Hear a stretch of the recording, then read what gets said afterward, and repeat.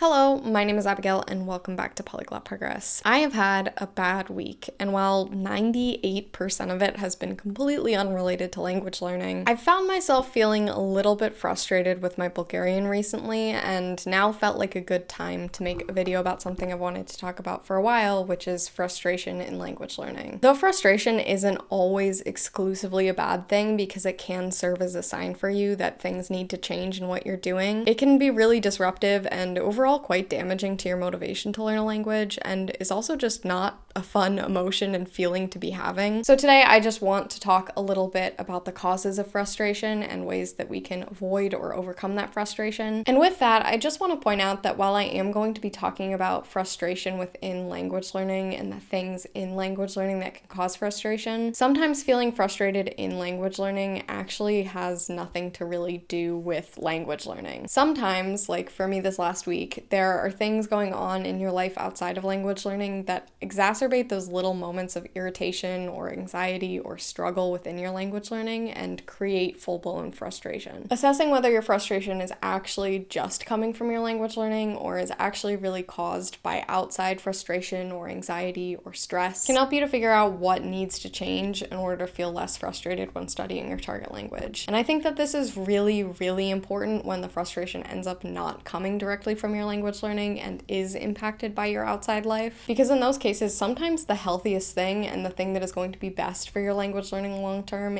isn't a total revamp of the methods or resources you're using. I've said it before, I will say it again, sometimes the best thing you can do for your language learning is to take a break from language learning. Burning yourself out by giving 150% to your language learning while you're dealing with outside responsibilities or stressors or whatever is ultimately going to be a lot less productive and damaging to your long-term motivation than taking a step back, taking the time you need to get everything else sorted out, and then coming back to the language when you're ready to learn and ready to practice new things. But talking about feelings of frustration within language learning, starting with feeling like you're stuck or you're not progressing, it can be super frustrating to feel like you are putting a ton of time, a ton of energy, a ton of commitment into language learning and that you're not seeing any progress. And while this might actually just be based on your own expectations, which I will talk about in a minute, and you might actually be making more progress than you're thinking, sometimes you are putting a lot of time and energy into it and you're not seeing any sort of change. And in those cases, I feel like it's usually a sign that the methods or resources that you're currently using are not the methods or resources that are the most effective and efficient for you at this moment. I think a really important aspect of language learning is taking the time to reflect on what you've been doing and checking in on kind of all of the resources and methods you're using and assessing what's working well for you and what isn't. Even if you've been using one approach for a really long time or a certain textbook works really, really well for a lot of people and it gets great reviews, that doesn't mean that it is the best approach or best resource for you. And something I've definitely learned learning multiple languages is that sometimes the resources and approaches that work best for me in some of the languages aren't even the things that work best for me in other languages. And sticking with something just because you feel like you have to, even though it is really not working for you at all,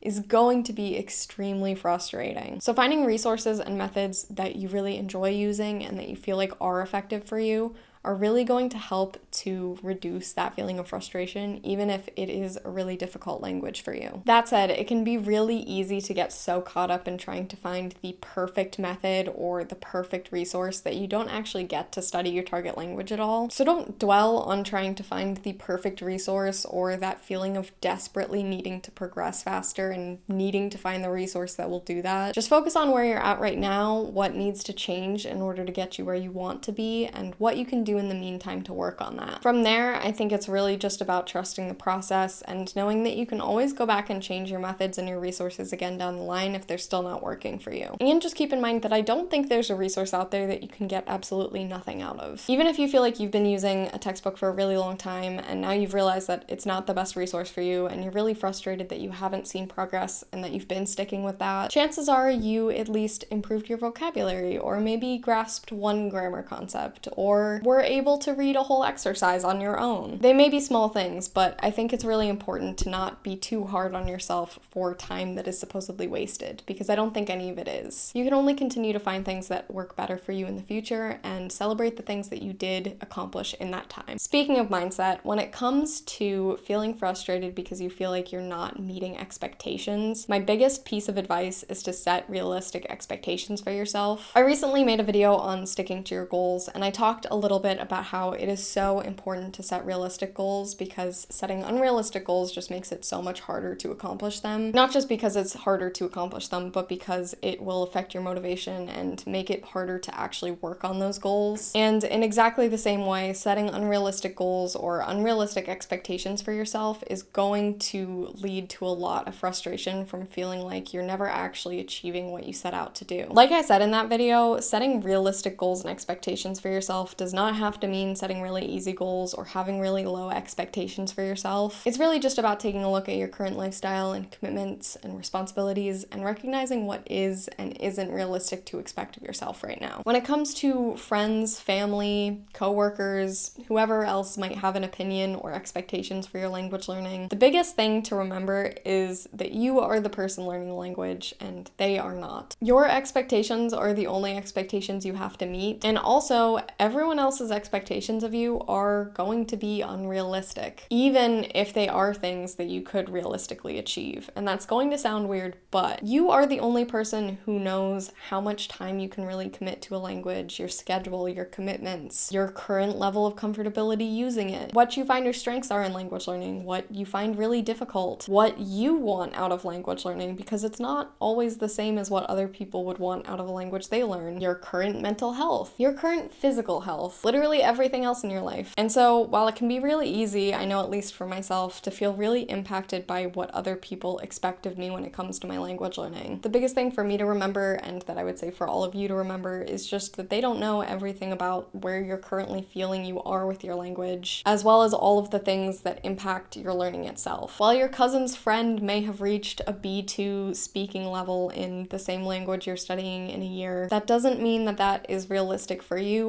or is something that you even want. You are the only one on your language learning journey, and you're the only one whose expectations actually matter in your language learning journey. You can feel frustrated that your family and friends and random people online or whoever it is are saying those things to you, but just remember that they are not expectations that you actually have to feel frustrated for not meeting. Obviously, if you're taking a language in school, it's a little bit harder to just be like, hey, you know what? Your expectation of me to learn the subjunctive this week is just, it's not happening. It's unrealistic. I will not be doing that. Thank you. You can do that, but if you're also trying to get a good grade in the class, that may not be your best approach. But I think this is again a time where you can take a step back and think about what is and isn't working best for you and the ways that you can better meet those expectations while also meeting your own. It's important not to lose sight of why you want to learn the language and the things that you care about in language learning. And overall, whether the expectations are coming from your teachers, your family, your friends, random people, or yourself, the biggest thing is to be kind to yourself. Sometimes, even if you set extremely realistic expectations for yourself, you don't meet them because you didn't make the progress you wanted to, or you ended up progressing in different ways than you thought. But dwelling on it does not help you make any more progress. In fact, it actually does the opposite. In my case, it usually tends to make me very flighty and pushes me away from wanting to do anything in my target language, or just makes me feel significantly more anxious and stressed about the idea of making progress when I am using my target language. So again, instead of dwelling on your shortcomings or feeling mad at yourself for not making whatever progress or meeting whatever expectations, celebrate the progress you have made, the goals you have achieved or you've gotten close to achieving, or even made any sort of progress on. Know your own realistic expectations for yourself and reflect on the ways that you can meet those expectations. It's going to keep you motivated and excited to learn your target language instead of creating frustration and resistance and anxiety when it comes to studying your target language. If you're feeling frustrated because you can't express yourself the way you want to, you're having trouble understanding something you're reading or listening to, or you're struggling to grasp a certain concept, then my advice is to actually take a step back and maybe even take a break from studying entirely. I personally find that I only really get frustrated with not understanding a TV show I'm watching, or not being able to grasp a certain concept in a textbook, or not being able to write out a sentence the way I want to if I'm already feeling just kind of irritated or anxious in general. Usually I'm happy to enjoy the exposure to the language or the things that I do understand while also trying to kind of figure out the parts I don't understand, like a puzzle. But if I'm already in a kind of impatient mood, then that lack of understanding just ends up making me really, really frustrated. So in those moments, taking a step back and realizing that I don't need to be upset by the fact that I don't understand something, or recognizing that I'm not really in the mood to be doing something that is that level of difficulty or whatever, and taking a break from studying and coming back to it when I feel a little bit better, ends up being the most productive thing for me. However, it doesn't always have to mean taking a complete step away from language learning. For example, try switching to materials or a topic that can still push you but is a little bit more comfortable and close to your current level. You can always go back to whatever TV show you were watching, whatever podcast you were listening to, etc. later on, but switching to something that is a little bit more comprehensible and is less likely to give you that kind of feeling like you don't understand anything can really help to cut down that lack of understanding and feeling of frustration with that. And if you just stick with the same materials, just find something to love about it. I know for me right now with Bulgarian, there are not a lot of accessible, comprehensible resources for the level that I'm currently at, so I'm pretty much stuck with watching things that are definitely beyond me. And so if I start to get frustrated that I can't follow the plot at all, I